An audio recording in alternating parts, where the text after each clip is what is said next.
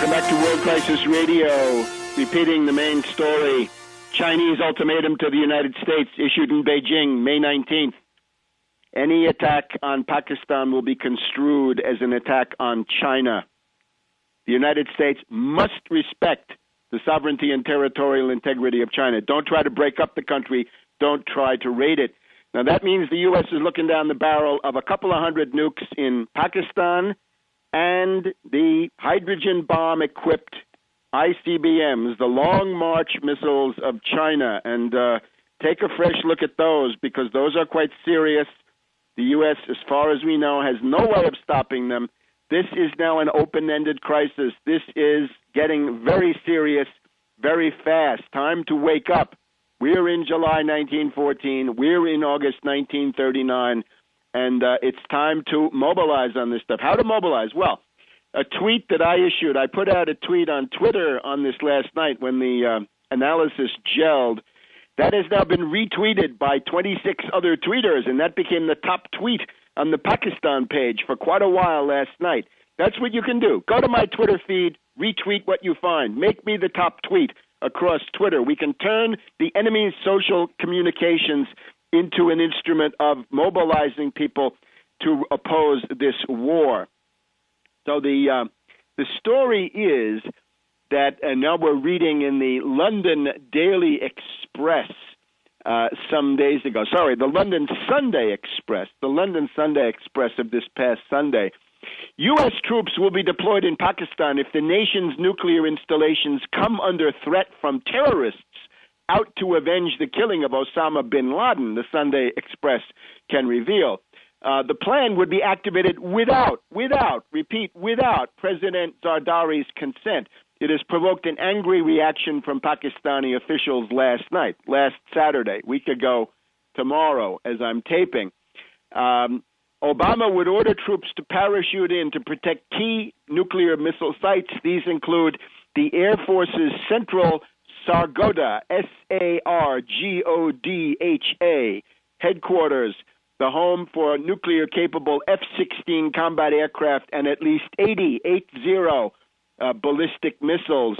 U.S. source tells the Sunday Express the plan is green-lighted, and Obama has already shown that he is willing to deploy troops in Pakistan. And the Pakistani officials all respond with anger. Pakistan has an elaborate command and control structure, fully capable of defending its own strategic assets.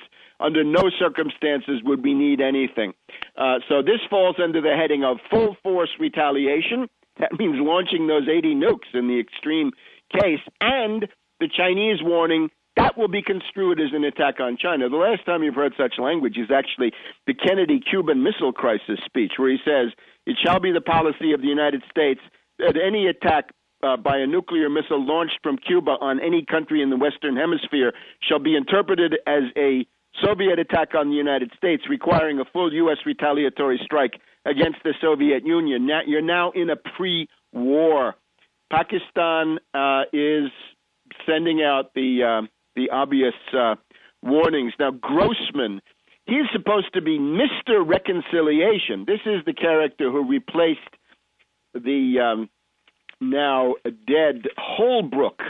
So Grossman is now making his first big visit to the area, I believe. Grossman refuses to rule out any more unilateral raids. And again, to a Pakistani, that means to seize the nukes that are the main deterrent against India.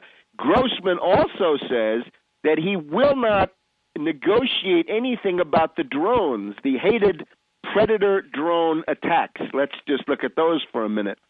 We've had a joint session of the Pakistani parliament, and that joint session of both houses has made a unanimous vote saying, stop the Predator drone attacks or we will cut your supply line. We will cut the Karachi to Khyber supply line, which represents two-thirds, 70% of the supplies that are going for the invading force in Afghanistan. We've had Senator Kerry, the rich oligarchical elitist degenerate, cavorting around in Pakistan. But the Grossman one is the one. Gilani, for his part, has been not so much oriented towards the U.S., but orienting towards China. And his speech is essentially that China is the best friend of Pakistan. China is Pakistan's best friend. The Chinese are all-weather friends, unlike the U.S., fair-weather friends or secret enemies, whatever you want.